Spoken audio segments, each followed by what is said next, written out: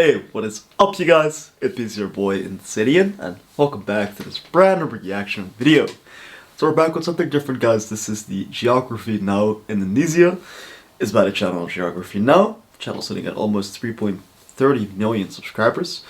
This video has got 7.1 million views. Was released 6 years ago. So kind of late to the party, as you could say.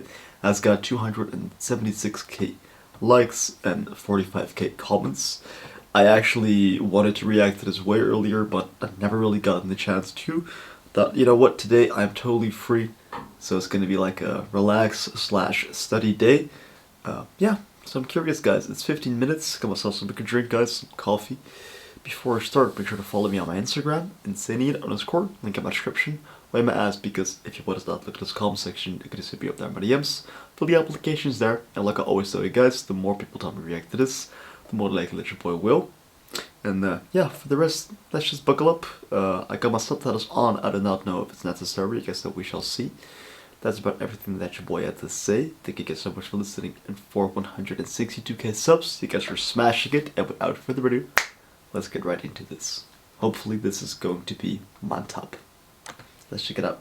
Hey everybody, so if you don't know anything about Indonesia, basically all you have to know is that it's kind of like the Hawaii of the Muslim world, but it's like huge. It's like the biggest Hawaii state with of the Muslim world? And that's it, just no punchline.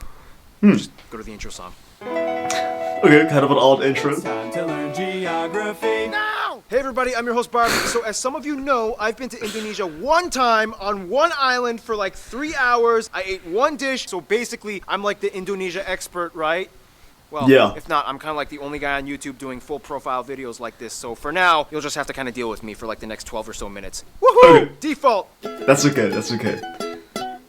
Political so again, geography. If you don't know anything about Indonesia, it's basically like if the Middle East and South Asia had an incredibly colorful, loud, somewhat explosive set of babies. Like thousands of them. Islands? Really help. First of all, Indonesia is the world's largest archipelago nation, located right where the Indian Ocean meets the Pacific Ocean, on the incredibly clustered set of islands, making 6 countries known commonly as Nusantara, or the Malay Archipelago.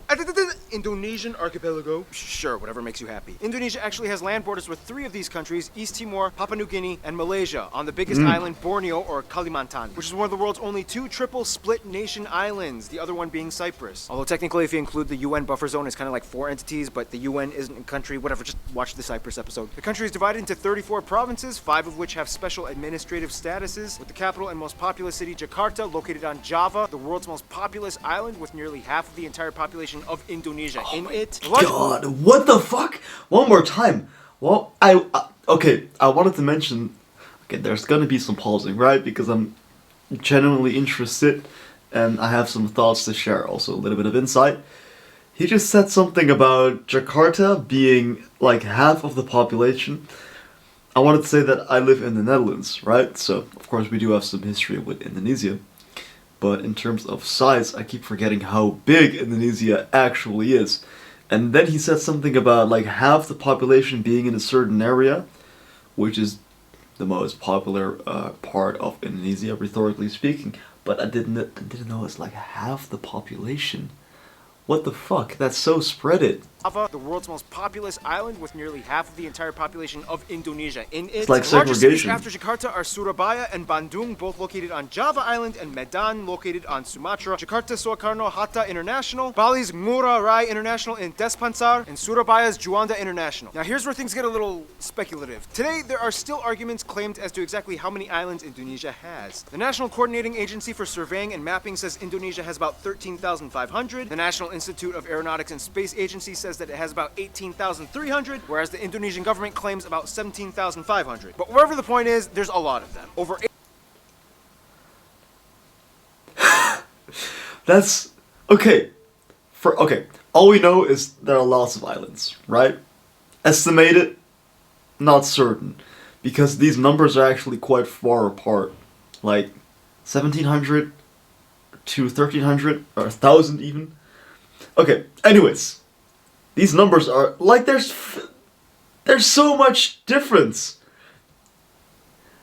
there are just a lot of islands in Indonesia. 8,800 have names, and over 900 of them are permanently inhabited. You would think they are the country with the most islands, but surprisingly, Finland and Canada beat them. But a lot of their islands are kind of like boop-a-doop, little islands in the lakes. So does it really count?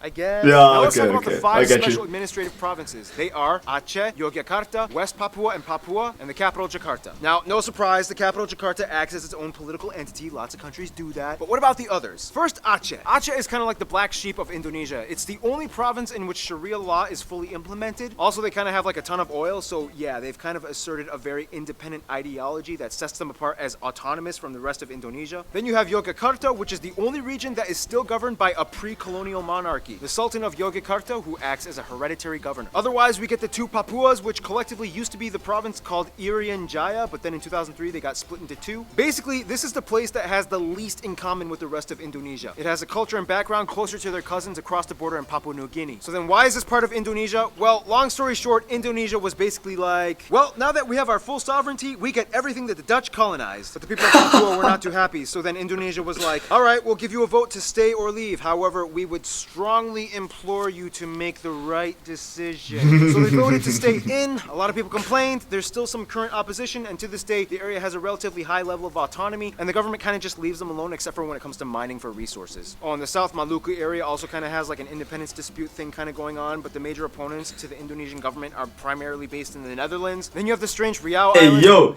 this is some shit that I didn't even know. This is really in depth and like fun, interesting as hell. Outside of this, he mentioned something about like a ton of oil being there, which got me questioning about the gas prices. How much do people pay, to fill up their cars? Because here, expensive, man.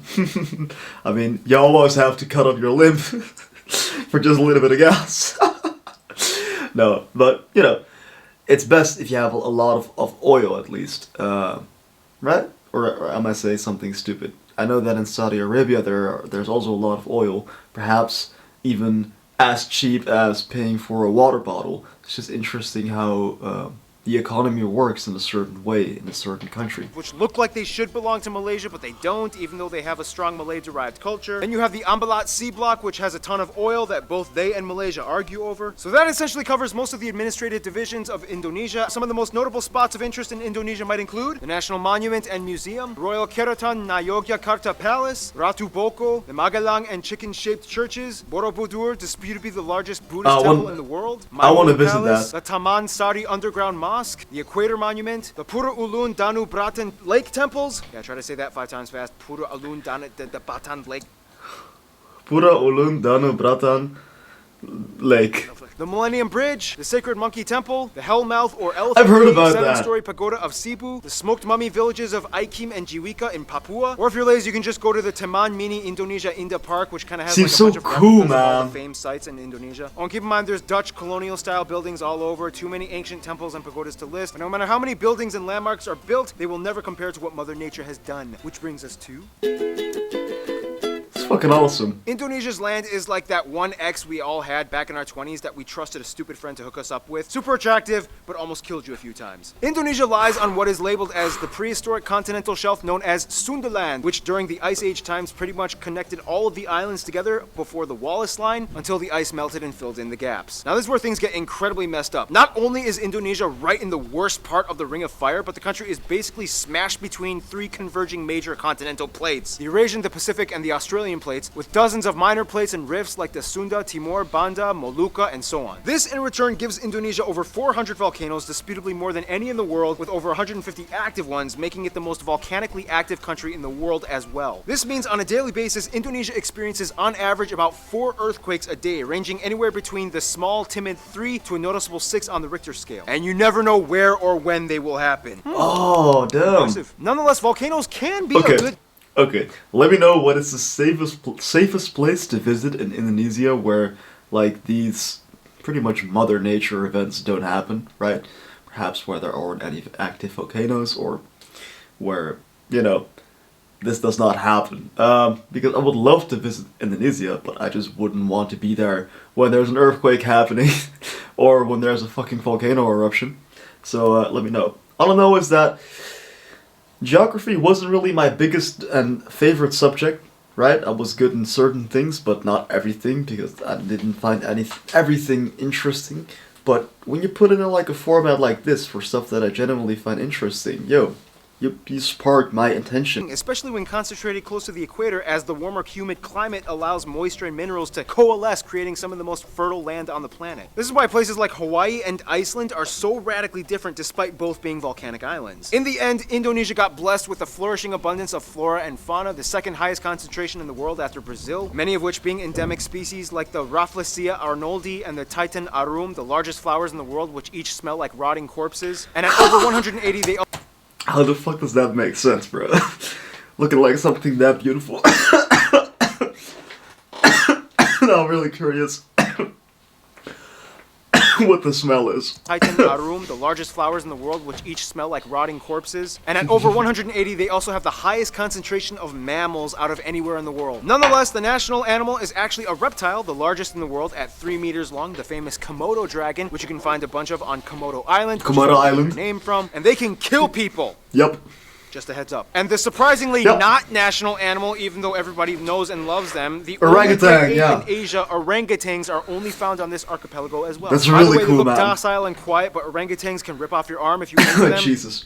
So don't. Otherwise, the largest mountain, Puncak Jaya, is located in the east in Papua. The longest river, the Kapuas, flows on Kalimantan, or Borneo Island, starting in the east, emptying into the South China Sea. The largest lake, as well as the largest volcanic lake in the world, Lake Toba, can be found on Sumatra. This is also the site of the largest speculated volcanic explosive eruption on Earth that essentially created a worldwide volcanic winter. The eruption was so big that you can literally observe ashes from the explosion that went as far as Malawi in East Africa. Remember, guys, Mother Jesus. Nature is beautiful, but if she wants, she can kill you. Close to Puncak Jaya is Grasberg, the largest gold and copper mine in the world. And on Mount Ijen on Java, which spews out blue lava, all over you can find intrepid sulfur miners that literally go into the base of the volcanic craters, risking health just to get raw sulfur ores. Otherwise, you have other anomalies like the Sidorajo mud volcanoes, the three-colored lake Kelimutu in Flores, and the Kakaban Island jellyfish lake. Too many strange places. To this day, Indonesia is the #1 producer of palm oil, cloves, cinnamon, nutmeg, coconut, and vanilla. Some national dishes might include things like rendang, satay, or Yeah. satay, gado-gado, lontong, ketupat, papeda, ikan bakar, pempek, tumpeng, lemang, and the national dish nasi goreng, which basically just means fried rice, which has no exact recipe. You can mix Yup. it up and kind of do whatever you want to it. Oh, and keep... Two things about the foods in Indonesia, what I wanted to mention. Nasi rendang, nasi goreng and rendang I've eaten. Really delicious, absolutely delicious. And I also have a colleague, one of my favorite colleagues that I also go out with and hang out with during or after work. He is Indonesian. He was born there, right? But he moved to the Netherlands when he was like 20. So he's basically integrated here. And he also, I could actually learn a lot from him as well. But if he doesn't have any time, I can just look up this for informative, educative content. But he also like once brought, what was it, like chicken kidneys, and he not kidneys, something to do with chicken, but it's unusual. It wasn't chicken hearts, but it was something from Indonesia as well. Tried it, didn't really like it, right? Nasi goreng is also a food that you can just order in a Chinese restaurant, right? There's like a bunch of stuff that is also just Indonesian that you can find in different cultural restaurants as well, which is eye-opening, to be honest. You should try it out. And I am open to certain foods as long as it doesn't contain like any insects or I don't know, anything that's rotten or doesn't really look visually appealing, right? Anyways, I've been talking a lot of jabberish. Sorry about that. I like yapping a little bit. And I like talking about random stuff. Perhaps my brain working on me. My ADHD brain. But yeah, loving this. Really interesting. Keep in mind, Malaysia might argue that some of these dishes belong to them, but that's a whole other story tied in with history and culture. We got time. Why not talk about it? Hey, heb je internet van Ziggo? Dan krijg je bij Hollands Nieuwe dubbel te goed. Dat is 2 keer zoveel MB, minuten of sms'jes voor hetzelfde geld. Daarom is heel Holland dol op Hollands Nieuwe. Ga naar hollandsnieuwe.nl en stap vandaag nog over. Now, there's a lot of curious mysteries when it comes to Indonesia's people, like how did they become predominantly Muslim, or what's the whole deal with them in Malaysia, or wait, this guy is considered an Indonesian? What? First of all, the country has about 263 million people, making it the fourth most populous country in the world, with the largest population of Muslims as well. Now here's the thing, in a sense, yes, 95% of the population is considered native Indonesian, but that's an incredibly broad term considering that Indonesia has about 300 different ethno-linguistic groups split up across all the island regions of the country. If you look at a map with the actual ethnic group breakdown, it kind of looks something like this. Nonetheless, the two largest parent ethnic groups are the Javanese that make up about 40%, the Sundanese that make up about 15%. Otherwise, the rest of the population is primarily made up of smaller groups and tribes that have only around 2 to 3% each, like the Batak, the Sulawesi, the Balinese, Minangkabau, Betawi, Papuan, Dayak, and so on. Finally, about 5% are non-indigenous Indonesians like Chinese, Arabs, Indians, and even a few Europeans. They also use the Indonesian rupiah as their currency, they use the Type-C plug outlet, and they drive on the left side of the road. And here's where things get a little confusing. Culture and language. Yeah, man. Explain to me for the people who live or have lived in Indonesia, if you, for instance, wanted to buy a, maybe like a sandwich. It maybe depends on the sandwich, let's not get too deep into it. What's the price range? What do I pay? Because, of course, forgot the name in English, but here it's called valuta, which is basically strange money, as you can say, which means that money has a different worth. So I don't know how much 1,000 rupiah is worth, right? Compared to euros, what we have, right? Because every goddamn, type of change is different. Type-C plug outlet, and they drive on the left side of the road. And here's where things get a little confusing. Culture and language. The one thing that kind of unites all Indonesians is that they share the national language Bahasa Indonesia, which means the Indonesian language. However, Bahasa Indonesia is actually kind of like a lingua franca to many of the people, as Indonesia is the world's largest trilingual country. In addition to Bahasa Indonesia, most people speak their own mother tongue as well as English. Yep, English. Awesome. They caught on quick when they realized it was the money language. The funny thing is, even though the Javanese make up the largest people group, the Javanese language is not an official language. Technically, it could have been, but then that would have favored one people group over all the others, which would have caused tension, so they kind of had to choose like a neutral default. Plus, Javanese is like really hard to learn, and the original writing system, although very beautiful, is incredibly difficult to write. Nonetheless, at nearly 100 million speakers, this makes Javanese the largest non-official minority language in the world. And that's why the Bahasa Indonesia language is so strange. It's not even technically indigenous to Indonesia, but more Malay-derived. To this day, people who speak Bahasa Indonesia can understand somewhere around 60 to 70% of what their neighbors are saying in Malaysia. The biggest difference, though, would be the loan words, as Indonesia took quite a bit of influence from the Dutch back in colonial times. For example, kantor versus kantor, doctor versus doctor, mantel, mantel, oma, opa, wortel, wortel. Really? Yo! So I could basically implement my own language in Indonesia without even having to learn it, right? You can kind of understand the context. I don't know. Yo! That's really cool because, of course, that is exactly what I understand. En if you guys don't believe that I'm Dutch, here's me speaking Dutch. Hallo, mijn naam is Lucas Burgers, ik ben 21 jaar oud en nu spreek ik Nederlands. Voor de mensen die dit niet kennen of niet weten wat vertaald het is en me niet kunnen verstaan, jammer voor jullie. Maar voor de mensen die het wel kunnen verstaan, hey, dit is eigenlijk mijn echte taal. En nu ga ik weer terug naar Engels spreken. Now I'm speaking English again, alright? Yeah, this is exactly the way it is, right? Some words that they basically lend. Really cool. Right? Also in English, for us, I think that for Dutch people it's really easy to learn English, for most people at least, because English is also comparable to Dutch, because they also share some words together, which makes it more easy, I guess. Easier, you get me. Doctor versus doctor, mantel, mantel, oma, opa, wortel, wortel. Speaking of the Dutch, quick history lesson. Hindu kingdoms, Buddhist kingdoms, Islamic kingdoms. The Portuguese come in quickly, but then the Dutch flock in. Japan comes in for a couple of years. I know the entire history. A huge chunk of the population. Independence, Republic, the Suharto years. Controversial incidents and fights with ethnic Chinese, Timorese, and Papuan peoples. Suharto falls, Reformation period begins, and here we are today. In Indonesia, all citizens are required to register under one of 6 recognized religion categories: Islam, Protestant, Catholic, Hindu, Buddhist, and Confucianism. If you don't identify with either, then Confucianism? Sorry. Prior to Islam entering around the 13th century, Indonesia was actually primarily Hindu and Buddhist. It's disputed on how exactly Indonesia became prevalently Muslim. Some people will say that it's because of the Arab traders that came by in the early first millennium. Others will say that maybe it had to do with the Malacca Sultanate conquest that fought against the Hindu and Buddhist kingdoms. And the truth is, both might be right. Inevitably, Bali became like the last sort of haven for whatever Hindus were left. The eastern Nusa Tenggara region and the Papuas remained predominantly Christian as the Dutch and Portuguese shared the gospel. Islamic culture in Indonesia is a little different from what it looks like in the Middle East. For one, most mosques don't have the typical dome structure, and actually many of them resemble Hindu temples. It looks like the beautiful, Great bro. Mosque. When a family member dies, their relatives might often come together and pray for a whole week, and then again on the 40th day, and then on the year anniversary, and then on the 500th day, and so on. Also, the night Beautiful. before Eid al-Fitr, the youth might gather and go around neighborhoods reciting the takbir. Those are some things you don't really typically find in the Middle East. Clothing modesty customs are pretty loose. Not all Muslim women wear hijabs, however, the ones that do might also complement it with Western clothing, like branded t-shirts with skin-tight sleeves and jeans. When I was in Indonesia, I saw a hijab-wearing woman with short sleeves and capri pants exposing her calves. I was like,